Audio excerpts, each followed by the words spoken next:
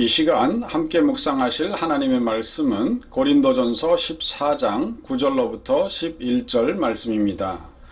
여러분도 이와 마찬가지입니다. 여러분이 말을 할 때 다른 사람들이 알아들을 수 없는 언어로 말을 하면 여러분은 허공에 대고 말을 하는 꼴입니다. 세상에는 수많은 종류의 언어가 있지만 뜻이 없는 말은 하나도 없습니다. 만일 어떤 사람이 하는 말의 의미를 내가 모르고 내가 하는 말의 의미를 그 사람이 모른다면 나와 그 사람은 서로에게 피차 외국인이나 마찬가지입니다. 아멘. 우리가 만일 매주일 예배에서 설교 말씀이나 성경 봉독 그리고 찬양을 우리가 알지 못하는 제3세계의 언어로 듣는다면 어떨까요? 그것은 아마도 외계어를 듣는 것처럼 우리의 지식이나 감정에 아무런 변화를 일으키지 못할 것입니다. 우리의 믿음은 들음에서 나고 들음은 그리스도의 말씀으로 말미암습니다. 그런데 그리스도의 말씀이 우리가 이해할 수 있는 모국어로 들려져야만 우리 안에 믿음이 생겨나고 자라날 수가 있지, 만일 깨닫지 못하는 외국어로만 말해진다면 그것은 아무런 의미 없는 소음이나 다를 바가 없을 것입니다. 그런데 기독교의 역사를 보면 이러한 어처구니 없는 일이 몇백 년 동안이나 지속되어 왔으며, 심지어는 이러한 일들을 멈추려 했던 사람들을 오히려 이단으로 규정하여 무수한 사람들을 죽이기까지 한 일이 일어났습니다. 좀 더 구체적으로 말하자면 천주교에서는 1965년 9월 14일에 끝난 제2차 바티칸 공의회 이전에는 전 세계에서 드려지는 모든 예배에서 오직 라틴어로만 된 설교와 찬송으로 예배를 드리게 하였습니다. 이들이 이렇게 한 이유는 라틴어만이 신성한 하늘의 언어라고 믿었기 때문입니다. 하지만 라틴어는 세상의 수많은 언어 중 하나일 뿐 결코 신령한 언어가 아니며 더구나 지금은 사용되지도 않는 죽은 언어입니다. 그럼에도 이러한 라틴어 예배 강요로 인해 수많은 사람들이 복음을 들어도 깨닫지도 못한 채 죽어간 것입니다. 이 일에 대해 좀 더 역사적으로 살펴보면 라틴어는 본래 중부 이탈리아 반도를 동서로 흐르는 테베레강 하류 라티움 지방에서 살던 주민들인 라티니 조개의 언어라는 뜻입니다. 고대 이탈리아에는 라틴어 외에도 수많은 언어들이 있었지만 주전 5세기경에 라틴어가 로마의 언어로 부상하였고, 로마가 지중해를 정복하면서 지중해 주변 국가로 점차 퍼져나갔으며, 급기야 서기 4세기 초 로마 제국이 기독교를 공인하자 라틴어는 자연스럽게 교회의 언어로 자리잡게 되었습니다. 하지만 처음부터 라틴어가 교회의 언어로 쓰였던 것도 아닙니다. 신약 성서의 시대인 서기 1, 2세기 로마 제국 대부분에서 사용되던 공용어는 로마인들의 언어인 라틴어가 아니라 그리스어였습니다. 따라서 초기 그리스도교의 책자들을 보면 신약 성경 전체를 포함하여 대개는 그리스어로 쓰여졌습니다.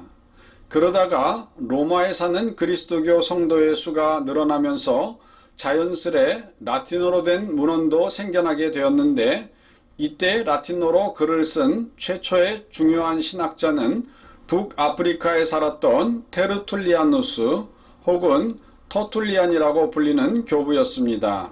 이때가 서기 2, 3세기 즈음이었고 400년경에 이르러서야 히에로니무스 혹은 영어로 제롬이라고 불리는 교부가 15년에 걸쳐 서기 405년에 라틴어로 된 불가타 번역본을 펴내어 그 성경이 서유럽에 있는 그리스도교 성도들에게 널리 퍼지게 되었습니다. 그러자 사람들은 더 이상 굳이 그리스어와 히브리어로 된 성경 원본을 읽으려 하지 않았고, 가톨릭 교회에서도 라틴어로 된 불가타 성경이 원래의 원본 성경과 마찬가지로 하나님의 영감을 받은 것이라고 가르쳤습니다.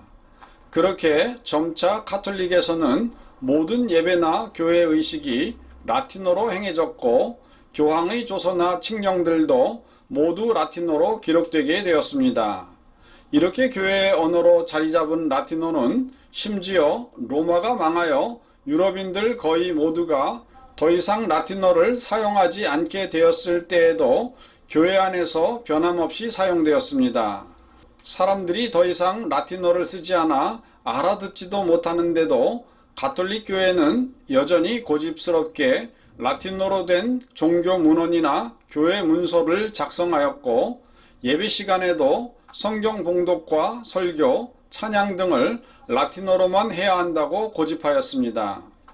결국 이러다 보니 보통 사람들은 라틴어를 몰랐으므로 마침내 라틴어 성경은 대부분의 사람들이 알 수 없는 책이 되고 말았고, 라틴어로 진행되는 설교나 찬양 그리고 성경 봉독 또한 아무도 알 수 없는 외계어처럼 돼버리고 말았습니다. 이렇게 가톨릭 교회는 라틴어 예배와 성경을 고집하여 1965년 9월 14일 제2차 바티칸 회의가 끝날 때까지 몇백 년간이나 아무도 더 이상 쓰지 않는 라틴어로만 예배를 드렸습니다. 그리고 그들은 성경이나 찬양을 라틴어에서 이해할 수 있는 자국어로 번역하려는 사람들을 붙잡아 신성한 언어를 버리고 세상의 언어로 번역하는 불경한 짓을 저지른다며 무수히 살해하기도 하였습니다. 이러한 어처구니 없는 일들이 중세시대에서 최근에 이르는 근대까지 악한 종교인들에 의해서 벌어졌습니다. 하지만 하나님의 말씀은 각 나라 사람들이 이해할 수 있는 언어로 들려져야만 합니다. 그래야만 누구나 들어서 이해할 수가 있고, 듣고 이해할 때 믿음이 생기게 되고, 믿음이 생겨야만 천국에 이르는 구원을 얻을 수가 있기 때문입니다. 윌리엄 틴테일은 영국의 종교개혁가이자 성경 번역가로 유명한데, 그는 영국 서부지방에서 태어나 옥스퍼드 모틀린 대학에서 공부를 하였고, 후에는 캠브리지 대학에서 공부를 하였습니다. 그는 당시 성직자들과 평신도들의 무지함을 보고 성경을 자국어로 읽도록 하기 전에는 그들을 진리 가운데로 인도할 수 없다는 확신을 갖게 되었습니다.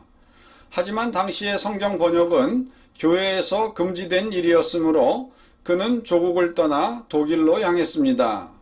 그리고 함부르크와 비텐베르그를 오가면서 비밀이 히브리어와 헬라어 원문 성경을 영어로 번역하기 시작했습니다. 그 결과 구약의 일부, 곧 창세기에서 역대상까지의 일부, 요나서와 신약을 번역했고, 1525년에는 마침내 독일의 퀼른에서 신약성경 전문을 비밀히 인쇄할 수가 있었습니다.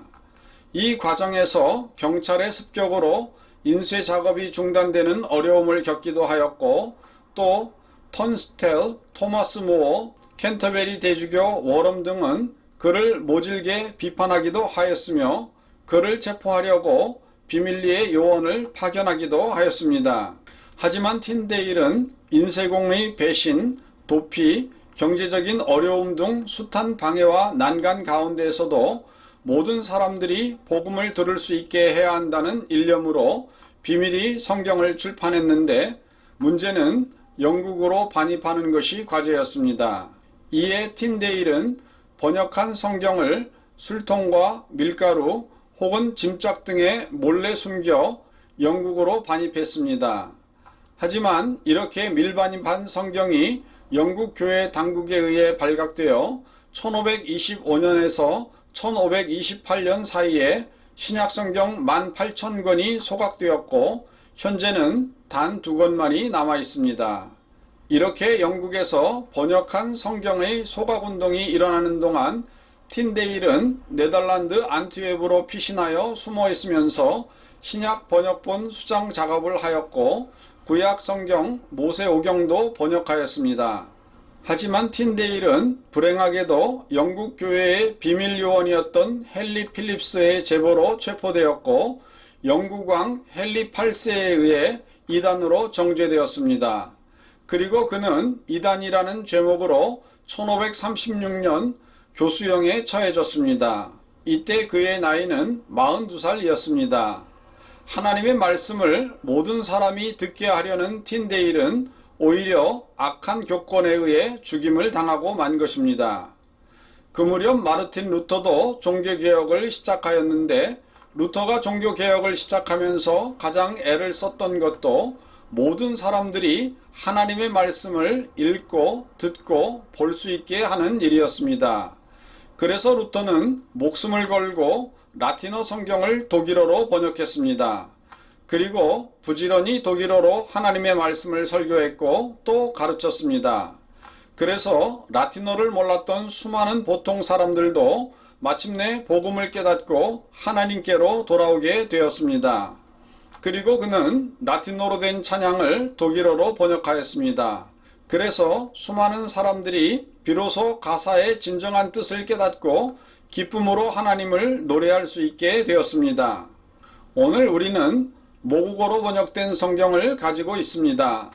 이렇게 우리가 각자의 언어로 마음껏 읽으며 우리의 언어로 설교를 들어 구원의 길, 복음의 길을 깨닫게 된 데에는 틴데일, 위클리프, 루터 등 수많은 개혁자들이 목숨을 건 희생과 헌신이 있었습니다. 우리 모두 이들의 뒤를 이어 하나님의 말씀을 온 세상에 전하여 천하 만민을 구원의 길로 인도하는 일에 참여하시는 성도 되시기를 주님의 이름으로 축원드립니다. 다 같이 기도하시겠습니다. 거룩하신 하나님 아버지, 우리가 하나님의 말씀을 들을 때 우리의 마음에 믿음이 생기고 믿음이 생길 때에 우리는 예수 그리스도를 영접하여 천국의 백성이 될 수가 있습니다. 그러나 악한 마귀 사탄은 우리가 하나님의 말씀 듣는 것을 싫어하고 이것을 방해하려고 여러 많은 교권 세력들을 통하여서 이 일들을 회방 놓았습니다. 그럼에도 목숨을 걸고 하나님의 말씀을 사람들에게 들려주고자 애쓴 수많은 개혁자들 덕분에 우리가 지금은 자국어로 된 성경을 가지고 하나님의 말씀을 들을 수가 있습니다. 오늘날도 하나님의 말씀이 전해지는 것을 싫어하는 악한 사탄의 모든 방해를 물리치고 하나님의 말씀을 땅끝까지 증거하고 전파하여 수많은 사람들을 구원하는 하나님의 백성 될 수 있도록 우리에게 힘을 주시옵소서. 우리 주 예수님의 이름으로 기도드리옵나이다. 아멘.